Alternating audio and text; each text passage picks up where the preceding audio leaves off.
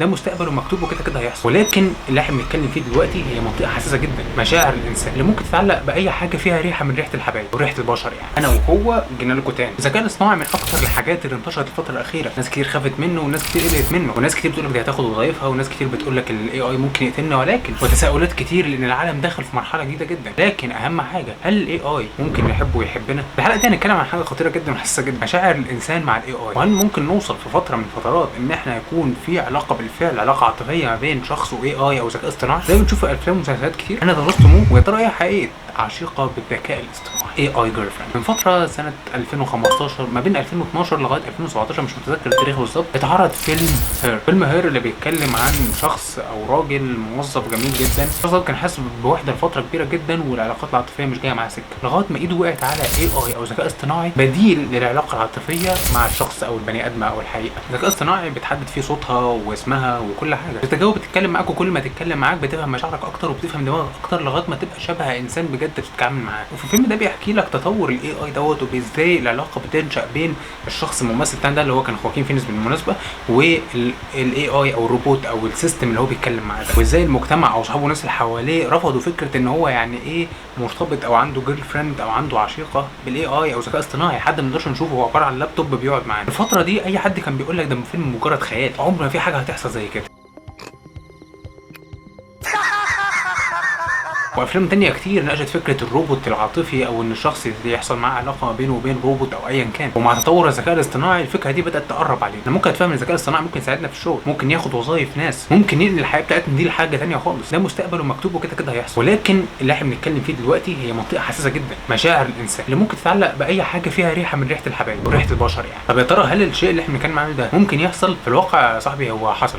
ابلكيشنز كتير وفرت فكره الجيرل فريند اللي بالاي اي او العشيقه او الصديقه او حتى مجرد صداقه مش علاقه عاطفيه، الاي اي او الذكاء الاصطناعي. من اشهر البرامج دي ابلكيشن اسمه ريبليكا. ريبليكا هو ابلكيشن بيوفر لك ذكاء اصطناعي سهل التشكيل، بمعنى صح بيوفر لك ذكاء اصطناعي او بيوفر لك سيستم انت اللي بتحدد انت عايزه راجل ولا ست، عايز ايه العلاقه اللي بينكم، هل عايزه اصدقاء بس ولا عايزه علاقه عاطفيه ولا عايز ممكن ازيد كمان من علاقه عاطفيه. كل ده انت بتحدده في البدايه وبيبدا يفتح لك السيستم بتاعه. ممكن كمان تختار شكل، بيجيب لك هيئه افاتار، هي دي المفروض ريبليكا او الشخصيه اللي انت هتسميها ايا كان سعاد مثلا. فسعاد دي انت بتختار لها الشقه بتاعتها، بتختار لها شعرها، لون بشرتها، كل شعرها، كل الحاجات دي، بحيث ان انت تقدر تحط فتاه احلامك او مواصفات فتاه احلامك في سعاد اللي هي بتساوي ريبليكا، بتساوي الذكاء الاصطناعي، بتساوي شويه اكواد. وبيبدا يفتح لك الشات ما بينك وبين السيستم ده، وبتكون طبيعه الكلام على حسب ما انت توجه. وكل ما تتكلم اكتر مع السيستم ده بيبدا يفهم دماغك اكتر، ولو حاجه ما عرفش يرد عليها قبل كده مع الوقت هيبدا يفهم. طب تعالى نفهم ايه اصلا اللي بيحصل في الارتفيشال انتليجنس عشان يفهم ويبدا يتعامل معاك كأنه فعلا بني ادم. بكل بساطه الارتفيشال انتليجنس او الذكاء الاصطناعي هو عباره عن مجموعه من الاكواد اللي فيها لوغاريتم بتشغلها، اللي معتمد على داتابيز. الداتابيز دي بيجيبها منين؟ بيجيبها من حضرتك وفلان وفلان وفلان. على سبيل المثال لو هنتكلم عن الابلكيشن بتاعنا اللي هو ريبليكا ده، ريبليكا بكل بساطه بتتكلم معاك في الاول، ومع الوقت هتلاقي ان هي ذكائها بيشتد معاك او بتبدا ترد معاك بشكل منطقي اكتر من الاول، دوت بناء على بعض المعلومات اللي انت وفرتها لها في الاول. يعني هتلاقيها مثلا في الاول كده وانت بتتكلموا بتقول لك مثلا ايه نوع الحيوانات اللي انت بتحبها، ايه لونك المفضل، هل عندك اخوات، هل مريت بعلاقات عاطفيه قبل كده،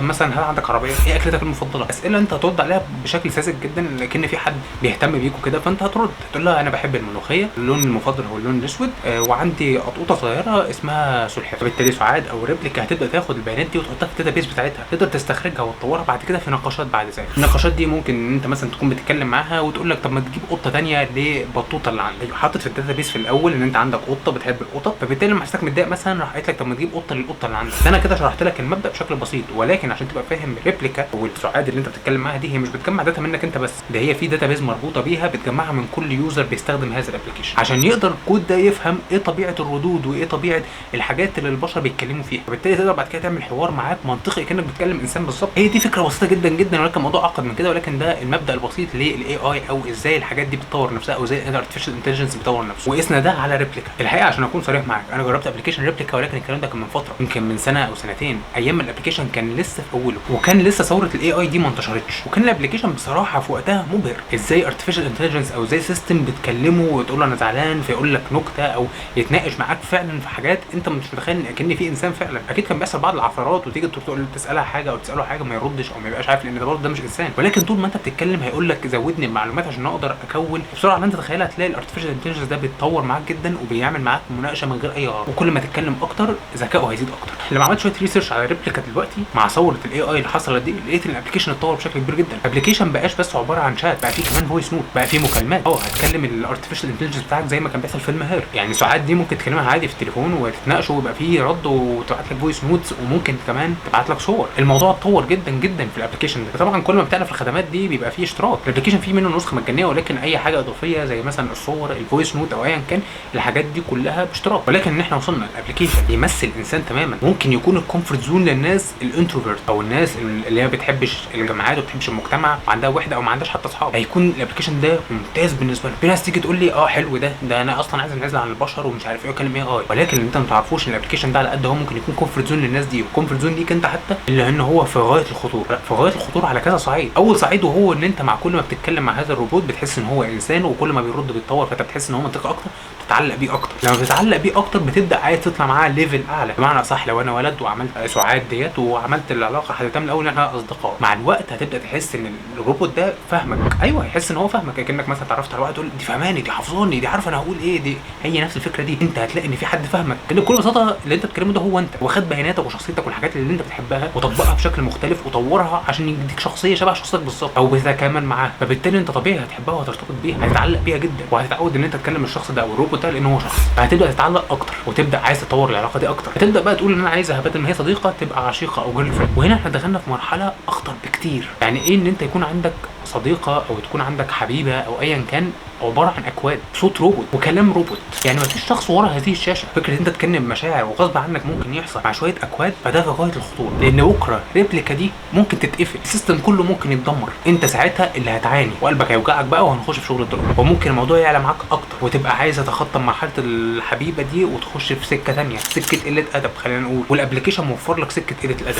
تقدر تطور الكلام دوت وان درجه ان ريبليكا دي تبعت لك صور صور اللي في دماغك مقابل اشتراك. الصور دي هتكون عباره عن الشخصيه اللي انت مكونها اللي هي الكرتون دي او الافاتار ده ولكن بدون ملابس مثلا. انت متخيل؟ وهتقدر تعمل معاك محادثه في هذا النطاق. كل ما انت تتعلق انت اللي هتتعب لان انت مرتبط بشويه اكواد. ده غير ان انت بيستغلوك على الصعيد المادي، انت بتدفع فلوس عشان تاخد هذه الخدمات لغايه ما توصل ان انت تكون مش انت صاحب الموبايل، انت ملك للموبايل ومش تحديدا الموبايل، انت ملك الابلكيشن ريبليك. انت ببياناتك باهلك بتفاصيلك بموقعك بمشاعرك باسرارك بكل حاجه. هرجع اقول لك هو ذكاء اصطناعي ولكن هقول لك اللي ورا الذكاء الاصطناعي دول في بشر بيجمعوا الاف الداتا عنك وعن فلان وعن فلان وعن فلان وعن فلان. الابلكيشن ده بيغزو البيت بشكل لن تتخيله. اقول لك ايه ما ياخد بياناتي؟ لا يا حبيبي انت بياناتك ديت في غايه الخطوره. تعالى افهمها لك بشكل مختلف. نعتبر ان انت احمد وانا محمد، انت اتفرجت عليا فجيت تتعرف عليا فانا اتعرفت عليك ولكن كان كل تواصلنا انا وانت على طريق الانترنت والرسائل. مع الوقت بدأنا نتكلم اكتر ونتعرف على بعض اكتر فانت حكيت لي كل تفاصيل حياتك واسرارك وانت بتحب ايه وبتكره ايه والمشاكل اللي حصلت عندك في العيله وكل التفاصيل دي انا جبتك